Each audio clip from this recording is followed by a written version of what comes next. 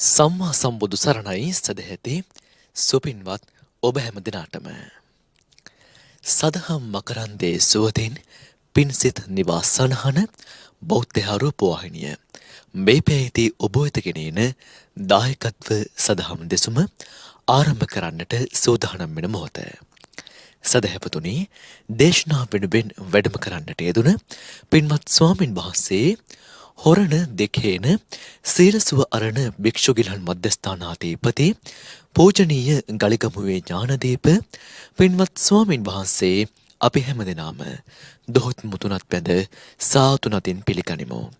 අවසරයි අපේ හාමුදුරුවනේ. සාදු සාදු සාදු. සදහවත්නි අද මේ උතුම් වූ දේශනාව වෙනුවෙන් සිය පුණ්‍යකාමී දායකත්වයේ එකතු කරන්නේ අඟලවත්ත ඕමත්තේ විජේසිරි නිවසේ පදිංචි සිට මිය පරලොව ගිය ඩී.එස්. මුදලිගේ පියාණන්ට පින් අනුමෝදන් කිරීම අරමුණු කරගමින් පවුලේ පින්වත් පිරිස.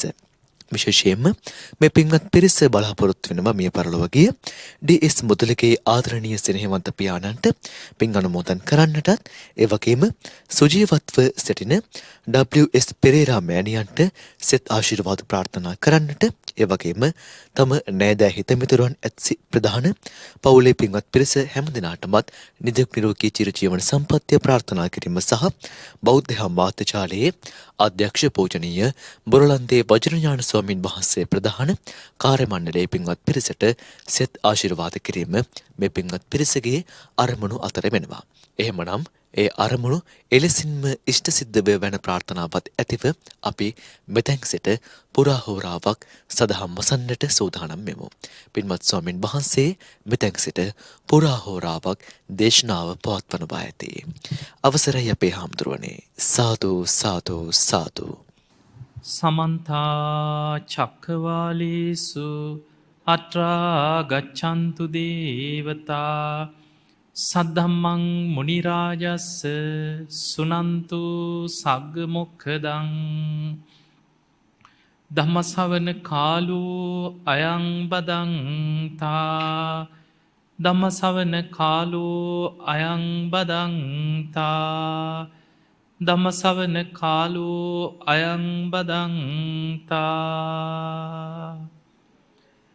නමෝ තස්ස භගවතු වරහතු සම්මා සම්බුද්දස්ස නමෝ තස්ස භගවතු වරහතු සම්මා සම්බුද්දස්ස නමෝ තස්ස භගවතු වරහතු සම්මා සම්බුද්දස්ස සාදු කියන කවුරු ධර්ම ශ්‍රවණය කරන ලක්වාසී ලෝවාසී හැම දිනාටමත් මේ උතුම් ධර්ම ශ්‍රවණය නිවන් දොරටුවක් බවට පත්වේවා කියලා අපි මුලින්ම ආශිර්වාද ප්‍රාර්ථනා කරනවා.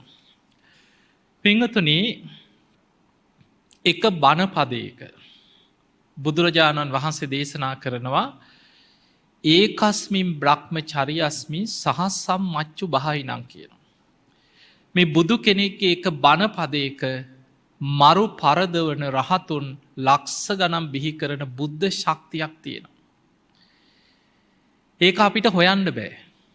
අපිට මැනගන්න අපිට නුවණක් නෑ. හැබැයි ඒ බුදු කෙනෙක්ගේ එක බණ පදයෙන් කෙනෙක්ගේ ජීවිතයක් සම්පූර්ණයෙන් වෙනස් වෙන්න පුළුවන්. හිතාගන්න බැරි චරිත එක බණ පදය අහලා ජීවිතේ සම්පූර්ණයෙන් වෙනස් කරගත්තා. දැන් බලන්න අංගුලිමාල කී දෙනෙක් කියන්නේ නැද්ද ඕක කරන්න එපා එපා කියලා. ඊළඟට මිනිස්සු පස්සෙන් කඩුව උස්සගෙන යනකොට කවුරුත් අනේ මට කොටන්න කියනවාද? වැඳ වැටෙන්නේ නැති. අනේ මාව මරන්න එපා කියලා. කී දෙනෙක් විලාප දෙන්නේ නැද්ද? අනේ අපේ අම්මව මරන්න එපා, තාත්තව මරන්න එපා, අයියව මරන්න එපා. අපේ ඇඟිලි කපන්න එපා කී දෙනෙක් කිව්වද? ඇහුවද? නෑ. ඒ හිත වෙන කිසිම කෙනෙක්ගේ කීමකට නැමුන්නේ නෑ. තමන්ගේ අරමුණේම හිටියා. හැබැයි බුදුරජාණන් වහන්සේගේ එක බණ පදයෙන් සම්පූර්ණයෙන් වෙනස් වුණා. අංගුලිමාල ඔබ නවතින්න මම නවතිලා ඉන්නේ ඔච්චරයි. ඒක බණ පදය මුළු ජීවිතේම වෙනස් කරා. ඒ මොහොතේ ඒ සැනින් අහනවා මං අහලා තියෙන ශ්‍රමණිය බොරු කියන්නේ නැහැ කියලා. හැබැයි මේ ශ්‍රමණයා මේ බොරුවක් නේද කීවේ. ඔබ වහන්සේ ඔය යන ගමන් නැවතුනා කියලා බොරුවක් නේද කීවේ කිව්වා. එතකොට බුදුරජාණන් වහන්සේ වදාළ අංගුලිමාල මම ඉපදෙමින් මැරෙමින් අකුසල් කර කර යන සංසාර ගමන මන් නවත්තලා ඉන්නේ. ඒ නිසා මන් නැවතිච්ච කෙනෙක්. ඔබ අකුසල් කර කර පව්කම් කර කර ඉපදෙමින් මැරෙමින් සසර යන කෙනෙක්. ඒ නිසා ඔබ අකුසල් කර කර යන සංසාර ගමන ඔබ නවත්තන්න. මම නතර වෙලා ඉන්න කියෝ. ඔය බණපදී සැනින් වැටහුණා. දැම් බලන්න මේ වාඩි වෙලා නේ ස්වාමීනි මට බණ කියන්න කියලා අහගෙන හිටියේ නෑනේ. කඩුව උස්සගෙන බුදුහාඳුරුව පස්සෙන් පන්නගෙන කේන්තියෙන් ආපු කෙනා. හැබැයි අර එක බණපදයෙන් කේන්තියක් නිවුණා. ජීවිතේ සම්පූර්ණයෙන් වෙනස් වුණා. අර ඇඟිලි මාලේ ගලවල වීසි කරා. කඩුවත් වීසි කරලා ස්වාමීනී මට පිහිට වෙන්න ඔබවහන්සේ මේ වනාන්තරයට වැඩි මාව බේරගන්නමයි කියල වැඳ වැටුණා. එතකොට අපිට පේන එදා ඉදං මේ බුද්ධ ශාසනයට ඇතුල් වෙච්ච දවස ඉදං පුංචි සතෙක්කත් මරන්නේ නැතුව සිල්වත් වුණ. දෙව් මිනිසුන්ගේ වන්දනා ලබන රහතන් වහන්සේ නමක් වුණා. දැම් බලන අච්චර දරුණු අපරාධකාරයෙක් මිනි මරුවෙක් දෙව් මිනිසුන්ගේ වන්දනා ලබන රහතන් වහන්සේ නමක් වුණේ බුදු කෙනෙක්ගේ එක බණපදෙන් ජීවිතය වෙනස් කරේ. ඒ වගේ මේ ධර්මී තුළ තියෙන මහා පුදුම බුද්ධ ශක්තියක්. ඒ නිසයි බුදුහාදුරුව පිරිනිවන් පානකොට ඒ වෙනකොට ශේෂ්ඨ මහරහතන් වහන්සේලා හිටිය. මහනෙන මගෙන් පස්සේ ධර්මී මෙන්න මේ කෙනා තමයි කියලා කාටවත් පැවරුවිනේ. මෙන්න මේ ශ්‍රාවකයන් වහන්සේ තමයි මගෙන් පස්සේ ශාසන ඊළඟ කෙනා කියලා කාටවත් පැවරුවිනේ. බුදුරජාණන් වහන්සේ වදාළේ ආනන්දය තථාගතයන් වහන්සේ පිරිනිවන් පෑමෙන් පස්සේ ශාස්තෘවරයෙක් ඉන්නවා. ඒ තමයි ධර්ම විනය ශාස්තෘන් වහන්සේ හැටියට පිළිගන්න කියෝ.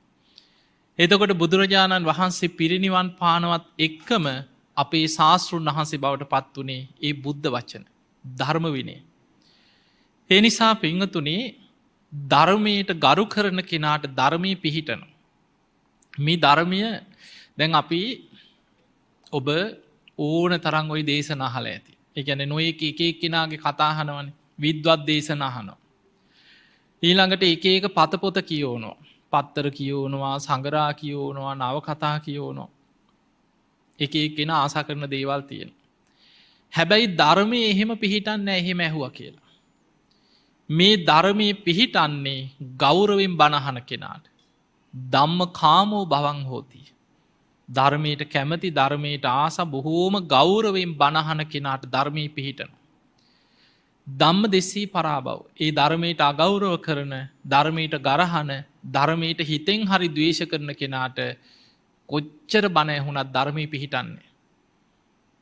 අපි බණ පොතක් කියව්වත් පොතට වැඳල බොහොම ගෞරවින් කියවන්. එතකොට ඒ ධර්මී පිහිටන්.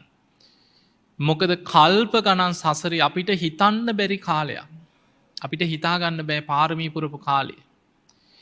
අසංකේයක් කියන්නෙම 1.140ක් කියනවා. එතකොට අසංකේයේවා සම්පූර්ණ කාලේ 20ක්. 20 අසංකේය කල්ප ලක්ෂයක් මනෝ ප්‍රනිධානයයි වාක් ප්‍රනිධානයයි දසපාරමිතයි මේ ඔක්කෝම කාලේ 20 අසංකේය කල්ප ලක්ෂයක්. විවරණ ගන්න කලින් සොළොසා සංකේය කල්ප ලක්ෂයක්ම මනෝ ප්‍රනිධානයයි වාක් ප්‍රනිධානයයි පිරුව කිය. එකන වචනෙන් බුදු බව ප්‍රාර්ථනා කරනවා පින් කරලා අසංකයේ නමයකුත් කල්ප ලක්ෂය. හිතෙන් විතරක් හිත හිතා පින් කරා කියනවා අසංකයේ හතකුත් කල්ප ලක්ෂය. ඊට පස්සේ තමයි දීපංකර පාදමූලේ අෂ්ට ධර්ම සමව දහනය විවරණ ගන්න. එතකොට දීපංකර පාදමූලේ විවරණ ගන්නකොට කරුණු 8ක් පිහිටල තිබ්බ සුමීද තාපසයන් වහන්සේට. ඒ ජීවිතයේ හේතු සම්පත්තිය ප්‍රබලයි කියන. හේතු සම්පත්තිය කියන්නේ සතර පද ගාථාවක් අහලා එතනම රහත්ව ඉන්න තරම් පුුණ්‍ය ශක්තිය තිබ්බ කිය. ඒ කියන්න මීට සාරාසංකයේ කල්ප ලක්ෂයකට කලින් දීපංකර බුදුහාන්දුරන්ගේ පදහතරි ගාථාවක් අහල රහත්වෙන්න තිබ්බ. තමන්ට නිවන් දකින්න පුළුවන්කම තියෙද්දී අතට පත්වෙච්ච නිවන උන්වහන්සේ ලෝක සත්‍යයන් ගැන කරුණාවෙන් හිතනවා මම පාරමී පුරාගෙන දස පාරමී පුරාගෙන ගිහිල්ලා අසංකේය ගණන් සත්වයන් සංසාරදුකින් එතර කරවලා මම ලෝතුරා සම්බුද්ධත්වයට පත්වෙලා සංසාරික සත්වයන්ට පිහිට වෙන. අතට තමන්ට නිවන් දැකලා පිරිනිවන් පාණ්ඩ පුළුවන්කම තියෙද්දි බුදු බව පතන්න විවරණ ගන්න. එදා ඉදන් තමයි සාරා සංකේය කල්පලක්ෂයක් දාන සීල නයිස්ක්‍රම්මය ප්‍රඥා වීරිය කන්ති සච්චාධිට්ඨාන මෛත්‍රී උපෙක්කා ඔය දස පාරමී පුරාගෙනෙන්. එතකොට එච්චර කාලයක් පාරමී පුරලා. ඊළඟට පින්වතුනි බුදුවෙන ආත්මෙත් කොච්චර දුස්කරක්‍රියාවද කරේ. ඒ තරන් දුස්කරක්‍රියා කරලා අවබෝධ කරගත්ත ධර්මයක් බුදුරජාණන් වහන්සේගේ බුදුමුවින් දේශනා කරපු හැම බුද්ධ වචන එකමත් බුද්ධ ශක්තියක් තියෙනවා.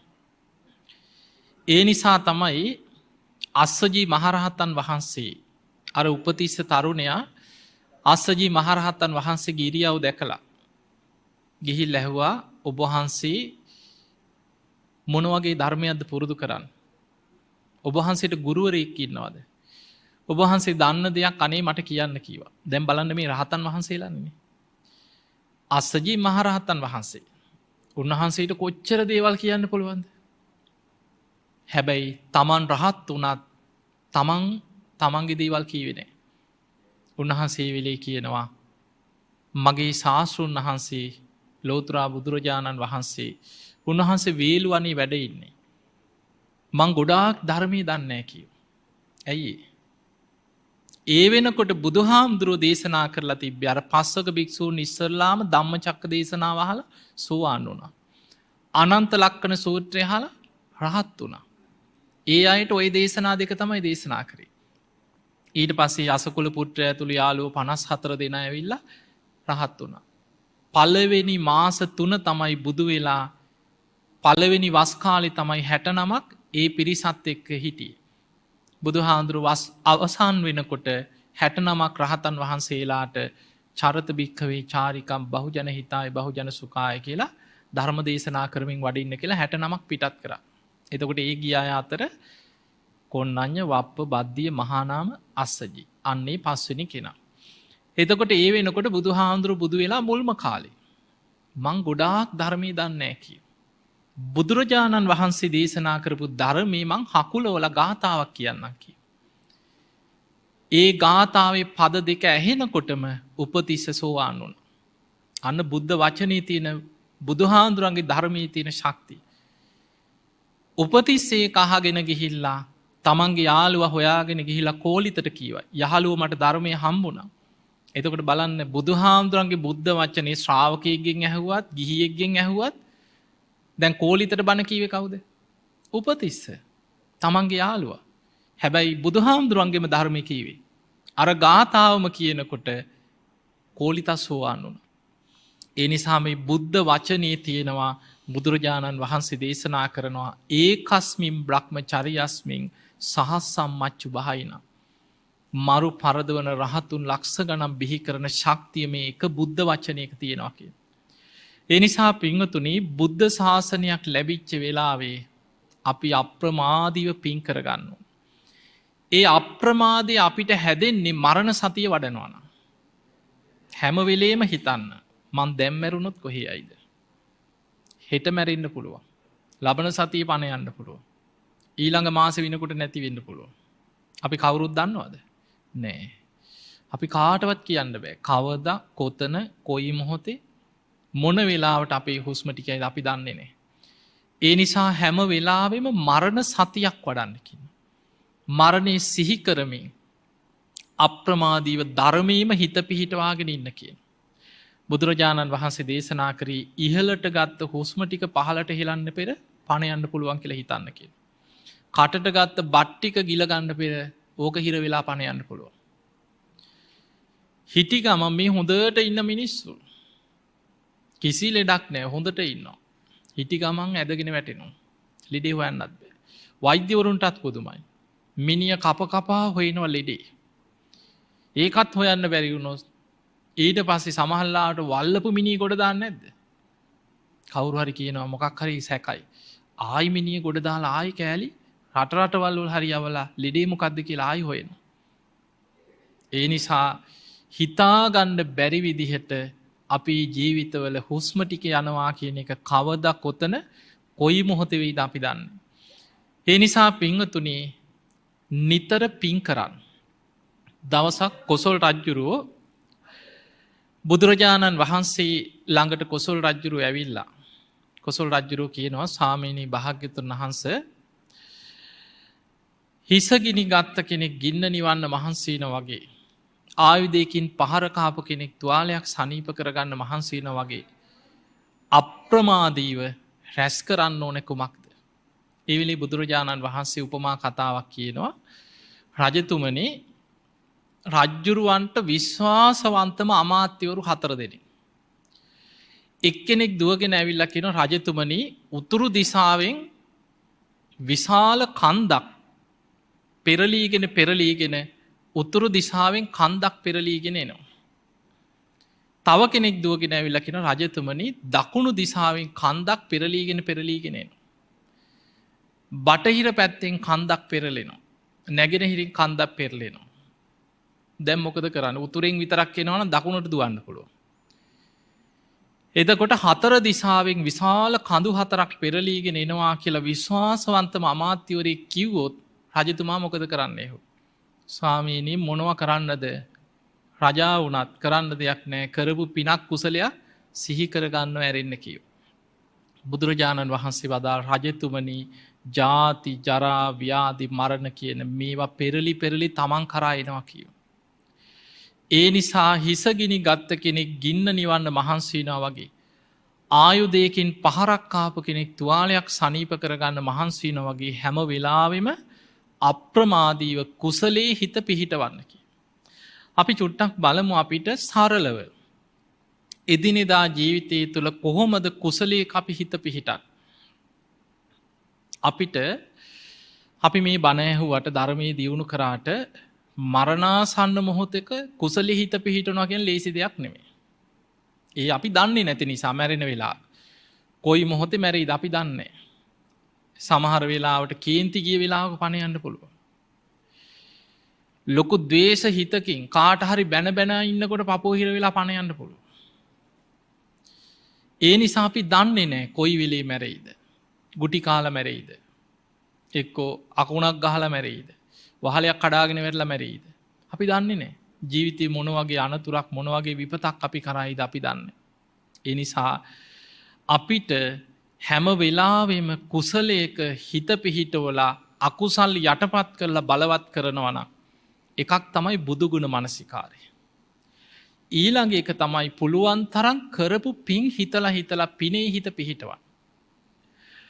දැන් සමහර අය මුගලම් මහරහතන් වහන්සේ දවසක් දිවියලෝකට වැඩම කරපු වෙලාවේ දෙවි කෙනෙක් දැකලා අහනවා පින්වත් දෙවිය ඔබ මේ තරම් දිව්‍ය සැප සම්පත් ලැබුවේ මොන වගේ පිනක් කරලාද?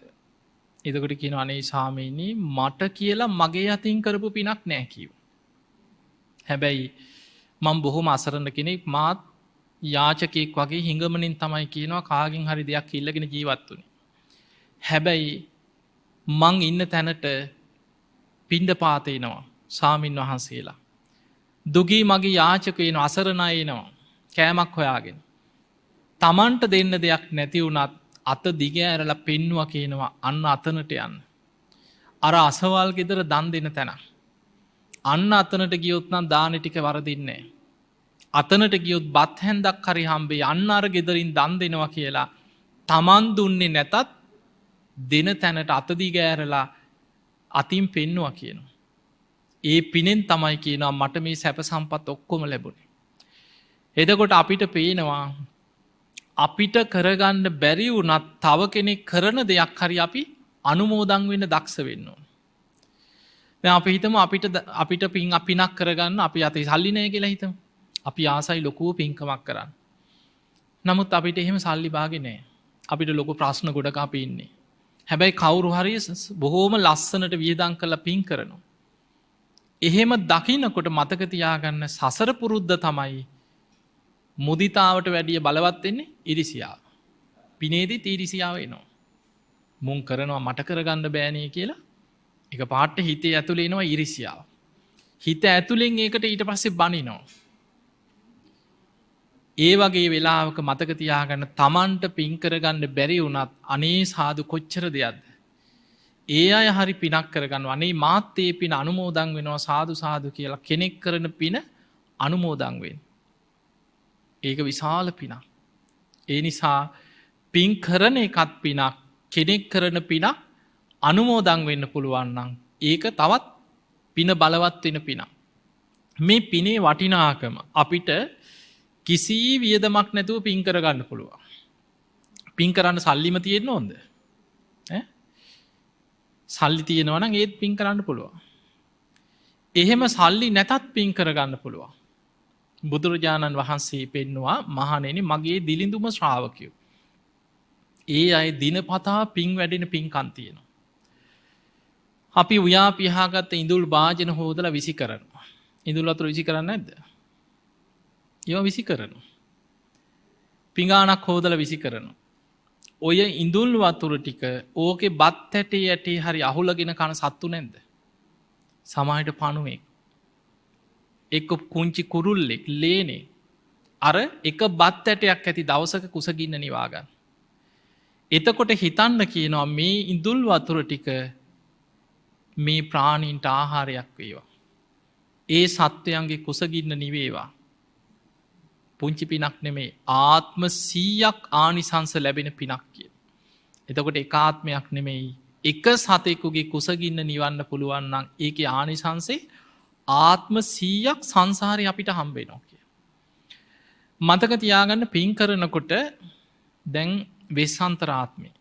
අමාරුමදේ අපිට පේන්නේ මේ පාරමිතා අතර පාරමිතා පියහලා තියෙනවානේ දාන සීල නයිස්ක්‍රම්ය ප්‍රඥා වීරිය කන්ති සච්ච අධිට්ඨාන මෛත්‍රී උපෙක්කා. ඔය පාරමිතා 10න් පටන්ගන්නෙම කොතනින්ද දාන පාරමිතාව. අපේ බෝසතාණන් වහන්සේ සාරා සංකීය කල්ප ලක්ෂයක් ඔය දස පාරමිතාම වඩාගෙනාවා අමාරුම එකමකක්ද. හිතෙන්නේ ප්‍රඥාව කියලා.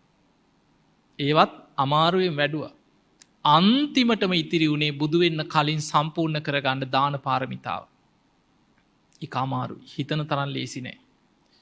දාන පාරමිතාව සම්පූර්ණ කරගන්න බැරි වුණේ අන්තිමටම. අපේ බෝසතාණන් වහන්සේ තුසිත දෙව්ලොව ඉපදුනා. සක්‍ර දෙවියම් බැලුවා බෝසතාණන් වහන්සේගේ පාරමී සම්පූර්ණයිද. ඒ වෙන්නකොට අනිත් ඔක්කොම සම්පූර්ණයි දාන පාරමිතාව තව ටිකක් ඉතිරි වෙලා සම්පූර්ණ කරන්න. ඒ වෙලාවේ සක්‍ර දෙවියන්ගේ අගමහෙසි කවුරු අතර ඉපදිලා හිටියා කල්ප ලක්ෂයක් පාරමී පුරනවා බුදුවෙන ආත්මේ මව් පදවිය ප්‍රාර්ථනා කරන කෙනා. දෙව්ලොව හිටිය සක්‍ර දෙවියන් විධාන කරා ඔබ මනුලොව ගිහින් කුසතී දේවී හැටියට මනුස්සලෝකෙට ගිහිල්ල උපදින්. තුසිත දෙව්ලොව හිටිය බුදුවෙන් ආත්මය පිය පදවිය ප්‍රාර්ථනා කරගෙන කල්ප ලක්ෂයක් පෙරුම් පුරපු දේවතා. ඔබ යන්න කියව මනුලොවට සංජීතයන රජ්ජුරුව හැටියට මනුස්සලෝකෙට යන්න කියලා කලින් මනුස්සලෝකෙට එව්ව. ඒ අය මනුලොවට ඇවිල්ල රජකං කරනකොට දෙවියන් අපේ බෝසතාණන් වහන්සේට වැඳලා ආරාධනයක් කරා මහාවීරයන් වහන්ස ඔබවහන්සේගේ දාන පාරමිතාව කොටසක් සම්පූරණෑ. ඒ දාන පාරමිතාව පුරන්න සම්පූර්ණ කරගන්න කුසතී දේවියගේ කුස පිළිසිඳ ගන්න කියලා ආරාධනයක් කර. ඒ ආපු ආත්මි තමයි වෙස්සන්තරාත්මය. බුදුවෙන්න කලින් හත්වාරයක් මහපොළොව කම්පාවනා කියනව වෙස්සන්තරාත්මි දන් දෙනකොට. හැබැයි මතකතියාගන්න ඒ වෙස්සන්තරාත්මය තුළ දන් දුන්නේ සිල්වතුන් හොය හොයා නෙමේ. සිල්වත්තු හොය හොය දන්දුන්න අනන් තාම සංසාරය ඉන්නවහෙන. පාරමී පුරාගණ්ඩ බෑහෙන. වෙස්සන්තර රජ්ජුරුව හැමවෙලේම හිතනවා ඉල්ලන යදියන්ට නෑබෑ නොකයා දන් දෙන්න ලැබේවා ලැබේවා. එක ලේසි දෙයක් නෙමේ එහෙම දන් දෙන්න බෑ. ඇයි අපි හැමවෙලාවෙම දානයක් දෙනකොට අපේ හිත හොයන්නෙම ඒ දෙන කෙනාගේ අඩුවක් හොයනවා අපි. අපි හැමවෙලාම ඒ ගැන හොය හොයා ඒක වටිනාකම් බලන මට කොච්චර ලැබෙයිද. මේක ආනිසංස පැත්ත මච කොච්චර ලැබෙයිද. මේ දෙන කෙනා මේක පරිහරණය කරේ කොහොමද. එහෙම හිත හිතා එයාගේ ගුණ හිතන. දැන් බලන්න වෙස්සන්තරාත්මේ තමන්ගේ ඇස් දෙක වගේ දරුව දෙන්න දන් දුන්නේ කාටද? ජූතකයට. ජූතක බමුණ. මේ බමුණ සිල්වතෙක් නෙමෙයි. බොහෝම යකෙක් වගේ දරුණු රාක්ෂයෙක් වගේ පෙනුමක් තිබ්බ බොහොම දුෂ්ට කෙනෙක්. ඇවිල්ලා ඉල්ලුවේ අනේ මට දරුවෝ නෑ දරුකමට දෙන්න කියලාද? නෑ. මට වැඩකාරකමට මේ දරුවෝ දෙන්න කියලා ඉල්ලුවේ. ඒ වෙලාවේ තමන්ගේ ඇස් දෙක වගේ දරුවෝ දෙන්න දේශනාව තියෙනවා උබෝ පුත්තා නමේ දෙසා මේ දරුවෝ මට හතුරු නෙමෙයි කියන. ඇස් දෙක වගේ මගේ දරුවෝ මට ප්‍රියයි මනාපයි කියන.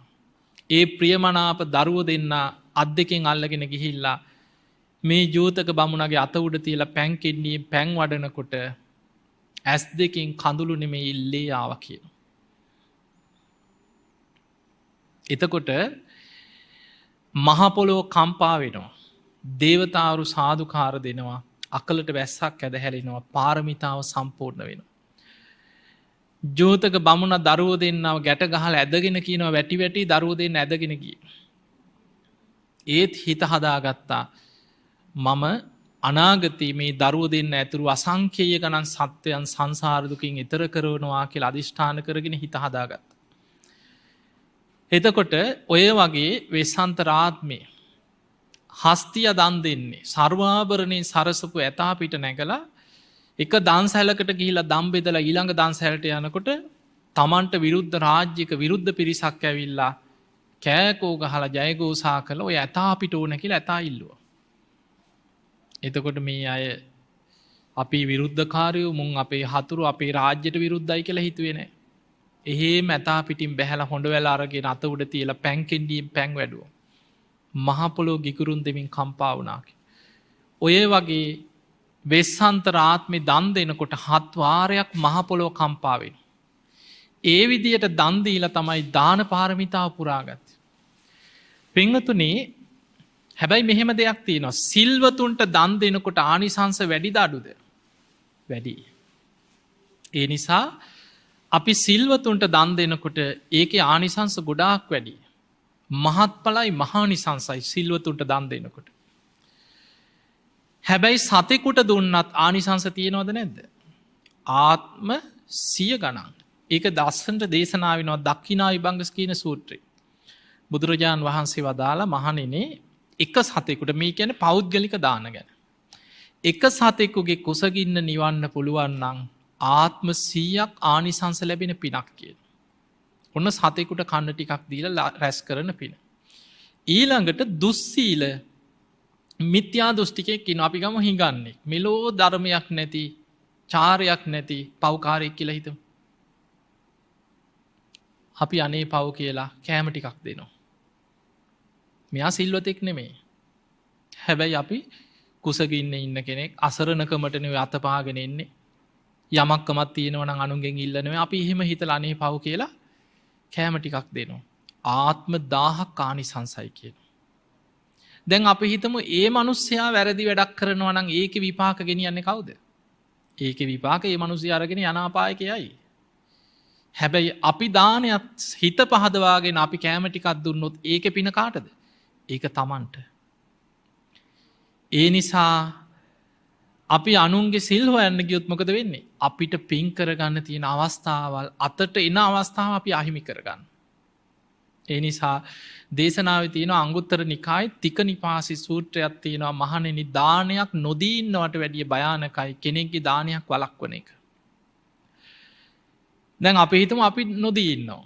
මන් දෙන්නේ නැහැ. ඒක මගේ ප්‍රතිපත්තිය කියලා දෙන්න නැතුව ඉන්නවා. තව කෙනෙක් ඉන්නවා දන් දෙන්න යනකොට එකපාරට පනිනවා දෙන්න එපා. ඕන් කසිපුකාරයෝ. ඕක හොරෙක් දෙන්න එපා. ඔහොම කියන්නේ නැද්ද? කියනවනේ. එතකොට බුදුහාඳුරෝ දේශනා කරන මහණෙනි කෙනෙක් තව කෙනෙක්ගේ දානේ වළක්වනකොට කරුණු 3කින් 3 දෙනෙකුට අනර්ථයක් වෙනවා කියන. ඒ තමයි දෙන කෙනාට රැස් වෙන්න තිබ්බ පින යාට නැති කරලා දාන. ලැබෙන කෙනාට ලැබෙන්න තිබ්බ ලාභය ඔහුට අහිමි කරන. ඒ දෙකටම කලින් දෙන්න එපා කියලා කියනකොට තමන්ගේ ගුණේ තමන්ම නසා ගන්නවා කියන තමන්ගේ හිතේ තමන්ම ද්වේෂ හිතකින් දානයක් වළක්වලා තමනුත් අකුසල් කරගන්නවා දෙන කෙනාගේ පිනත් නැති කරනවා ලැබෙන කෙනාගේ ලාභයක් නැති කර. එතකොට 3 දෙනෙකුටම අනර්ථයක් වෙනවා කිය.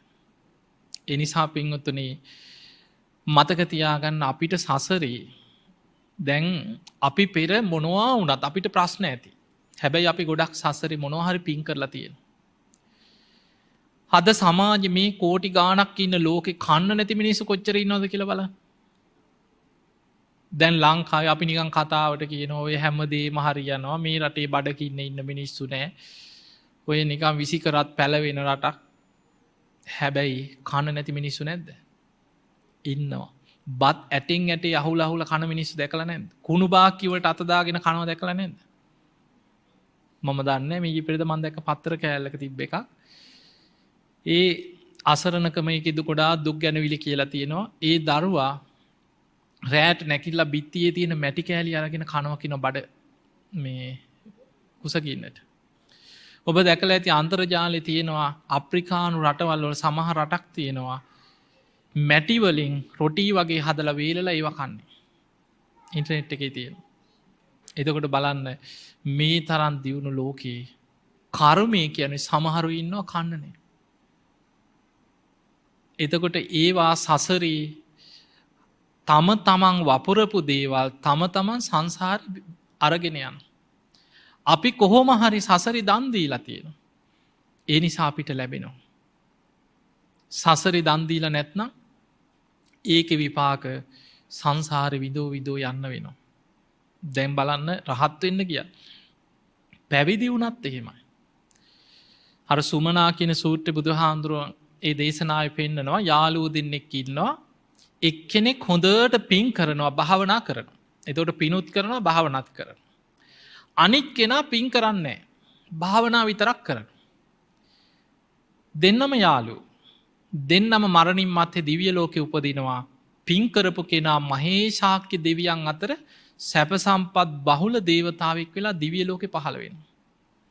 භාවනා විතරක් කරපු පින් කරගත්තේ නැති කෙනා දිව්‍ය ලෝකේ උපදිනවා භාවනා කරපු පිනෙන්. හැබැයි අල්පේ ශාක්‍ය දෙවිවරු අතර සැප සම්පත් අඩු දේවතා කොට්ටාසයක උපදින. මේ දෙන්න සසර පුරුද්දට දෙව්ලොව හිටියත් මුණ ගැහෙනවා යාළු මිත්‍රයෝ.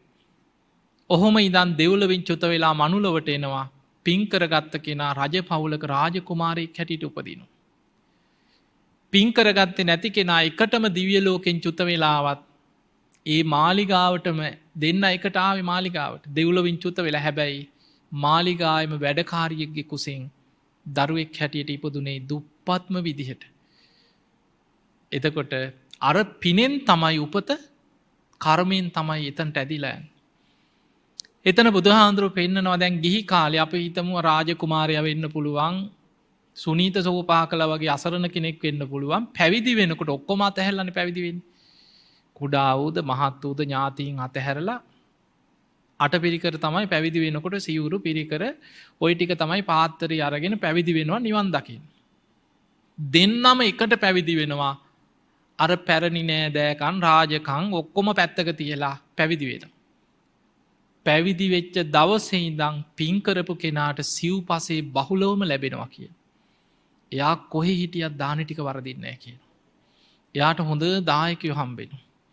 ලෙඩක් දුකක් වුණාම ඕන තරම් එයාට වෛද්‍යවරු බේත් තරම් දෙන්න අය දායකයෝ උදව්පකාර කරන්න මිනිස්සු දානේ හදලා දෙන්න අය ඕන තරම් ඉන්නවා. සිවුරු පිරිකර තමන්ට කරගන්න දෙයක් නෑ. ඇයි සසර දන් දීලා තියෙන්නේ. එකටම පැවිදි වුණත් සසරේ පින් කරපු නැති කෙනාට පිණ්ඩපාත ගියත් දාන ටික වරදිනවා කියන. ලෙඩක් දුකක් හැදුනත් හරියට බෙහෙතක් හම්බෙන්නේ නැහැ. හොඳ වෛද්‍යවරයා ඉන්නවා නමුත් හතර වටේ ගිහිල්ලා වියදම් වෙලා අන්තිමට ලෙඩේ වැඩි වෙලා අන්ත දුක් විඳලා කර්මෙ ගෙවෙනකොට තමයි වෛද්‍යවරයාත් අතට හම්බෙන්නේ. ඊළඟට කොච්චර සිවුරු දැන් බලන්න අපි සාමාන්‍යයෙන් අද ගත්තාම පින්පවුල හැටි සාමාන්‍යයෙන් සමහර පන්සල් වලට ලැබෙනවා. දැන් සාමාන්‍ය අපිම ගමු. මම හොඳට බණ කියනවා. මට ධර්ම දේශනාවලට ගියහම මම බණ 50ක් කියොත් මට අටපිරිකර 50 100ක් හම්බ වෙනවා. මම ඔක්කොම ඇඳගෙන ඉන්නවද? සමහර ස්වාමීන් වහන්සේලාට සිවුරක් නැති හාමුදුරුවෝ ඉන්නවා. අඳනයක් නැ ඉරිච්ච සිවුරක් ඇඳගෙන. සමහර චෛත්‍ය පූජාවක් අප හිතම චෛත්‍ය පින්කමක් කරන අට පිරිකර 5000ක් ඕන කියලා 10000ක් මිනිස්සු ගෙනල්ලා පූජා කරනවා එතනට. හැබැයි සමහර ස්වාමීන් වහන්සේලාට දාන ටික නැති අය ඉන්නවා. එතකොට කෙනෙක් ඒ පැත්ත බලලා කියන්න පුළුවන් අපරාධ මේ මෙච්චර පින්කම් කරන අර කන්න නැති හාමුදුරුවෝ ඉන්නවා. මතක තියාගන්න ඒ පින් බුදුහාමුදුරුවෝ වැඩ හිටිය කාලේ ලෝසක හාමුදුරුවෝ පිණ්ඩපාත ගියත් දාන ටික හම්බුන්නේ නැහනේ. පාත්‍රයට බෙදුවත් බලඳන්න ගන්නකොට පිළුණු වෙලා. ඇයි ඒ? කාගේවත් වැරද්දද? තමන් සසරේ වපුරපු දේවල් තමන්ට ලැබෙන හැටි. මොන විදිහට හරි මග ඇරෙනවා ඒක. ඒ කර්මයේ ස්වභාවය. ඒ නිසා සමහර කර්ම දැන් බලන්න සමහරලාවට දැන් ඔක මෙහෙමත් තේරුම් ගන්න පුළුවන්. අපි ගමු සල්ලිත් තියෙනවා. ගෙදර කෑම බීමත් ඇති තරම් තියෙනවා. හැබැයි ලෙඩක් හැදෙනවා කන්න බෑ. කෑම බලා විඳවනවා. පුදුම ආසාවක් පැණි රහ කන්න. පැණි රහම කට්ටිය ගේනවා ගෙදර. ඇති තරම් පැණි රහ තියෙනවා. හැබැයි ඉන්සියුලින් විද විදා ඉන්නේ. කෑම දිහා බලා විඳවනවා. ඒ වගේ එක්ක ලෙඩකින් එක්ක කර්මයකින් මොකක් හරි දෙයකින් විඳවන්න වෙනවා නොලැබී යනවා සසර පින් කරපු නැති කෙනාට. මේ ඔක්කොම පින් පව්වනු. අපි කවුරුත් මේ කාටත් මේ හැමදේම ලැබෙන්නේ අපි වපුරපු දේව. යාදිසං වපතේ බීදං තාදිසං හරතේ පලං කියන. යමක් වැපිරුවද වපුරපු දේ අස්වැන්න නෙල. දැන් අපි මේ නෙලාගන්නේ මොනවද? පෙර වපුරපු දේවල් දැන් නෙලන්නේ. හැබැයි දැන් අපි හොඳ බීජ වැපිරුවොත් අනාගතයේ මීටත් වඩා හොඳට අපි අස්වැන්න නෙලනවද නැද්ද? නිවන් දකින්නකම් අපිට සංසාර ගමනට නිදහනයක්. බුදුහාඳුරෝ දානය පෙන්නුවේ අනුගාමික පුණ්‍ය නිදහනයක් කියවා. ඒ දානි විපාක නිවන් දකින්නකම් සෙවණැල්ල වගේ උපෝපං ආත්ම භාවවල පසුපස එන නිදහනයක් වගේ. නිදහනයක් තැන්පත් කරා කියන සංසාරයටම දන් දෙන කෙනා. ඒකේ විපාකේ සසරේ නිවන් දකින්නකම් ලැබෙනවා. ඒ නිසා පුළුවන් තරම් පින් කරගන්න. ඒ කරන පින හිත හිතා සතුටු වෙන්න. මම මෙහෙම පින් කරා මෙහෙම පින් දැන් බලන්න ලොකු පිනක් නොවුනත් අර විමානවත්වයේ තියෙන ඒවා ගැන හිතන්නකෝ. වැදගත් දේ චූටි පිනක් කරත් ඒක හිතනකොට ඒ මොහොතේ ඒ පින බලවත් වෙනවා. සමහරු කියනවා මම පිට්ටු කෑල්ලක් පූජා කරේ. විසි කරන්න ගිය දෙයක්. සමහර අය කියනවා මං ගෙදර දෙන්නම දෙයක් තිබ්බේ නැහැ. කකා හිටපු ටික ඒකත් ඉඳුල් වෙච්ච ටික ඉතුරු ටික ගිහිල්ලා පූජා කරා. වළඳ සූරලා අඩියේ තිබ්බ දංකුඩ ටිකක් අරගෙන පූජා කරා. පිපාසෙන් හිටපු කෙනෙකුට දෙන්න දෙයක් නැහැ. පැන් ටිකක් පෙරලා පැන් ටිකක් පූජා කරා. ඒ පින සිහි කළා අකුසල් යටපත් වෙලා ඒ කුසලින් දිව්‍ය ලෝකේ යනවනේ. එතකොට මතක තියාගන්න වැදගත්ම දේ අපි කරන පින සිහි කරලා බලවත් කරන්න. පින හිතන්න බලවත් වෙනවා. ඒ නිසා නිතර සිහි කළ යුතු සිහි කිරීම කීපයක් පෙන්වනවා. අනුස්සති භාවනා හැටියට පෙන්වනවා. බුදු ගුණ හිතන්න භාවනාව බුද්ධානුස්සතිය අග්‍ර පිනක් වැඩෙනවා. ධර්මයේ ගුණ හිතන්න ධම්මානුස්සතිය අග්‍ර පින පුණ්‍ය ගංගාවක් රැස් වෙනවා කියන. සංඝ ගුණ හිතන්න අග්‍ර පිනක් පුණ්‍ය ගංගාවක් වැඩෙනවා. ඊළඟට සීලානුස්සතිය. තමන් සීල් රකින්නකොට ඒ සීලේ හරි සතුටක් කෙනෙකුට. තමන් දිහා බලනකොට තමන් තුළින් පේනවා මේ ලෝකයේ අකුසල් කරන මිනිස්සු අතර මම පාපයෙන් වැළකීලා ඉන්නවා. මම ප්‍රාණඝාතයෙන් වැළකීලා මෙහෙම ජීවිතයක් ගත කරන කොච්චර මට ලාභයක්ද. මේ ලෝකේ අකුසල් කර ජීවත් වෙන මිනිස්සු අතර මං හොරකමින් වැළකීලා ඉන්නවා. මට කොච්චර ලාභයක්ද. මං වැරදි කාම සේවනයෙන් වැළකීච්ච කෙනෙක්. මං බොරුවෙන් වැළකීච්ච කෙනෙක්. මං මත්පැන් වලින් වැළකීච්ච කෙනෙක්. එතකොට තමන් පන්සිල් රකින්නවා නම් තමන්ගේ සීලේ සිහි කිරීම භාවනාව. ඔය විදිහට ඔබට සීලේ හොඳට සිහි කරන්න පුළුවන් නම් හැම වෙලෙම වැඩෙන්නේ සීලානුස්සති කියන භාවනාව. ඊළඟට ඔබ කරපු පින් හිතන්න. මම මෙහෙම දන් දුන්නා, මෙහෙම දන් දුන්නා, සාංගික දාන දුන්නා නම් ඒවා හිතන්න. පන්සල් වලට ගිහිල්ලා සංඝයාට දන් දුන්නා නම් ඒවා හිතන්න. පින්ඩපාතේ වැඩපොන් කෙනෙකු දානි හැන්දක් හරි බෙදුවා නම් ඒක හිතන්න. සතෙකුට හරි කන්න දුන්නා නම් මම මෙහෙම පින් කරා මෙහෙම ඔය ඔක්කොම හිතන්න. හට පිරිකරක් පූජා කරා වෙන්න පුළුවන්. කටින පින්කමක් කරා වෙන්න පුළුවන්. ඒ කරන හැම පිනක්ම හිතන්න. සමහර වෙලාවට විශාල පින්වලට වැඩිය නොසිතන පුංචි පිනක් බලවත් වෙන්න පුළුවන්. දැන් බලන්න දුටුගැමු රජුරවන්ට මරණාසන්න මොහොතේ බලවත් උනේ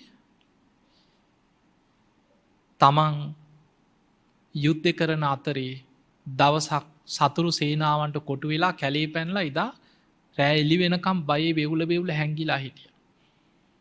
තමන් කුසගින්න ඉන්න ඇද්දි තමන්ට කන්න තිබ්බ බත්පත තමන් බඩකින්න ඉඳං පිණ්ඩ පාතික තිස්ස මහරහතන් වහන්සේ අහසින් වැඩම කරනවා දැකලා සාදු කාරදීලා උන්වහන්සේගේ පාත්තරයට බෙදලා තමන් කුසගින්න හිටිය. ඒක තමයි බලවත් වනේ. ඇයි රජ්ජුරුව දන්දීලා නැතුවද. කොච්චර වෙහෙර විහාර හැදවා දහස් ගනම් මහරහතන් වහන්සේලා එකතු කරලා දන්දුන්නා රුවන්වැලි සෑය හැදවා මිරිස වැටිය හැදවා ලෝවාම මහපාය හැදවා ඔය මොන පින් කරත් ඒ සියල්ලට වඩා හිතේ අර පින හිතට කාවැදිලා තිබ්බා. මම කුසගින්නේ ඉදං කැලේ අතරමං වෙච්ච දවසේ එදා සතුරන්ට කොටු වෙලා බඩකින්නේ ඉඳලත් මගේ බත් පතත් දන්දීලමං සතුට වුණා. මං කොච්චර ත්‍යාගවන්තයේද කියලා ඒ පිනේ හිත පිහිටිය කිය. ඒ නිසා අපි කරපු විශාල පින්වලට වඩා නොසිතන විදිහට පුංචි පිනක් බලවත් වෙන්නත් පුළුවන්. ඒ නිසා හැම පිනක්ම හිතන්. පින හිතන්න හිතන්න ඒක භාවනාවක්. ඒකට කියන්නේ ත්‍යාගානුස්සති. එතකොට බුද්ධානුස්සති, ධම්මානුස්සති, සංඝානුස්සති, සීලානුස්සති, ත්‍යාගානුස්සති, ඊළඟ එක දේවතානුස්සති. අර අනුස්සති භාවනා සියල්ලම වඩනවා නම් ඒ ගැනම හිතනකොට සුගතිය හිත පිහිටන. ඒක භාවනාවක් හැටියට හිත පිහිටවන්න පුළුවන්. ඒකට කියනවා දේවතානුස්සතිය. ඔන්න ඔය අනුස්සති පහ ආර්ය ශ්‍රාවකයා නිතර වඩන්න කියලා. ඒ නිසා පින්වතුනි භාවනාවක් හැටියට හිත පුරුදු කරන්න කුසලයක් තුළ. සද්ධාවි පුරුදු කරන්න, සීලේ පුරුදු කරන්න, දානයේ තුළ පුරුදු කරන්න, ඔය වගේ කරුණු ටික ටික ජීවිතයේ පුරුදු කරගෙන යනකොට තමන්ගේ හිත කුසලේ තුළම වැඩීගෙන යනවා. ඒ නිසා අපි දන්නේ නැහැ අපේ හුස්ම ටික කවදා හුස්ම ටිකයයිද. අපි බොහොම වාසනාවන්ත පිරිසක්. අපිට ධර්මය හොඳට අහන්න ලැබිච්ච කාලයක් අද. ගොඩාක් ධර්මය බලවත් වෙච්ච කාලයක් දැන්. ඒ නිසා මේ අවස්ථාවෙන් උපරිම ප්‍රයෝජනයක් ගන්න. බණහන් එක බණ පදයක ඔබට මතක ඇති මන් දේශනාය මුලින්ම කිව්වා එක බණ පදයක් ඒකස්මින් බ්‍රහ්ම චරියස්මින් සහස්සම් මච්චු බහිනක්. එක බණ පදයක බුදු කෙනෙක්ගේ මරු පරදවන රහතුන් ලක්ෂ ගනම් බිහි කරන බුද්ධ ශක්තිය තියෙන. ඒ නිසා බොහෝම ගෞරවයෙන් බණහන්න අපි දන්නේ නෑ අපේ ජීවිතේම වෙනස් කරන බණපදය අපිට අපේ හිතට කොයි වෙලේ ඇහෙයිද කියලා. සමහර අයට නොසිතන විදිහට මුළු ජීවිතය වෙනස්සේ. සමහර පිස්සුවෙන් ආපු අය. දැම් බලන්න පටාචාරා තමන්ගේ දරුවෝ දෙන්නත් නැතිවෙලා ස්වාමියත් නැතිවෙලා අම්ම තාත්තත් මැරිලා අන්තිමට ඇගේ ඇඳුමකුත් තියෙනවද සිහියක් නැතුව පිස්සුවෙන් දුවගෙනාවේ. බුදු හාමුදුරන්ගේ එක බුද්ධ වචනින් සිහිය මතු වුණ. ඒතයි බුද්ධ වචන තියෙන වටිනාකම. එක බුදු වදනින් සිහිය පිහිටිය. අර සිහි විකල් වෙච්ච සිහියාව. ඒ දේශනාව හිතට පිහිටිය. ඊළඟට තිසාගෝතමි දරුවා මැරිලා අඩාගෙනාවේ. බුදුරජාණන් වහන්සේගේ එක උපක්‍රමයකින් ධර්මය හිත පිහිටිය. ඒ නිසා මේ බුදු කෙනෙක්ගේ ධර්මය කියන්නේ අපිට ලැබිච්ච මහා පෙර පිනකට ලැබිච්ච වස්තුව. ඒකෙන් උපරිම ප්‍රයෝජනයක් ගන්න. ඉතින් ඔබ හැම දෙනාටම මේ හුස්ම ටික යන්න පෙර අප්‍රමාදීව සද්ධාදී ගුණ ධර්ම දියුණු කරගෙන පින් කරගෙන ධර්මය වඩාගෙන උතුම් ධර්මයම අවබෝධ කරගන්න වාසනාව ලැබේවා ලැබේවා ලැබේවා කියලා අපි ආශිර්වාද කරනවා. ඊළඟට පින්වතුනේ සියලු දෙවියෝ සාදු කාරදිදී මේ පින් අනුමෝදන් වෙත්වා. ඒ දෙවියන්ගේ දිවි අසයිසුරු වර්ධනය කරගෙන සියලු දෙවියෝ උතුම් නිවනටම පත්වේවා කියලා සාදු කියලා පින් දෙන්න. ඒ දෙවියන්ගේ පිහිට රැකවරණ ආශිර්වාදය ඔබ හැම දෙනාටමත් ලැබේවා ලැබේවා කියලා ආශිර්වාද කරමු. සංසාරගත සියලු ඥාතීන්ගේ පරලොව ජීවිත සැපවත් වේවා සුවපත් වේවා වහවහා සසර දුකින් අත මිදේවා කියලා සාදු කියලා පින් දෙන්න. මේ ධර්ම දේශනාවට සම්බන්ධ වෙච්ච හැම දිනාටමත් උතුම් ධර්මාවබෝධයේ පිණිසම මේ පින ආශිර්වාදයක් වේවා කියන ආශිර්වාද ප්‍රාර්ථනය. ඒ වගේම රට වෙනුවෙන් දිවිපිදූ රණවිරුවන් හැම දෙනාගේම මිය පරලොවගේ සියලු ඥාතීන්ට පින්දීමත් විශේෂයෙන් දරණාගම කුසල දමනායක මාහිම්පාණන් වහන්සේ මීට වසර 2කට ආසන්න කාලයකදී අපවත් වී වදාළ පූජනීය නායක හඳුරන් වහන්සේ සාදුකාර දිදී මේ පින් අනුමෝදන් වෙත්වා උන්වහන්සේ ප්‍රාර්ථනීය බෝධියකින් උතුම් නිවනටම පත්වේවා කියලා සාදු කියලා පින් දෙන්න. ඉතින් ඔබ හැම දිනාටමත් ධර්ම ශ්‍රවණය කළ ලක්වාසී ලෝවාසී හැම දිනාමත් නිදුක් වේවා නිරෝගී වේවා සුවපත් වේවා ගන්න හෙළන හුස්ම රැල්ලක් පාසා තබන පියවරක් පාසා තුනුරුවන්ගේ අනන්ත ආශිර්වාද රැකවන සැලසේවා. හැම දිනාටම ධර්මාවබෝධයේ පිණිසම මේ පින පාරමිතාවක් වේවා කියලා ආශිර්වාද කරමු.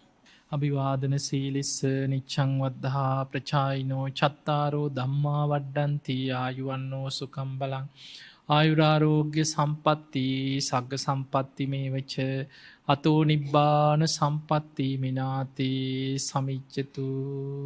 සාදු සාදු සාදු. සදහවත්නි දේශනා පවත්වා වදාළ පින්වත් ස්වාමින් වහන්සේ හොරණ දික්කේන සීල සුවාරණ භික්ෂු ගිලන් මධ්‍යස්ථානාධිපති පූජනීය ගලිගමුවේ ඥානදීප පින්වත් ස්වාමින් වහන්සේට නිදුක් නිරෝගී චිරජීවන සම්පන්නේම සැලසේවා. සාදු සාදු සාදු. ඒ උතුම් වූ ප්‍රාර්ථනාවත් සමගින් මේ දේශනාව මෙන්න නිමාවට පත් වෙනවා. සුපින්වත් ඔබ හැම දිනාටම තෙරුවන් සරණයි.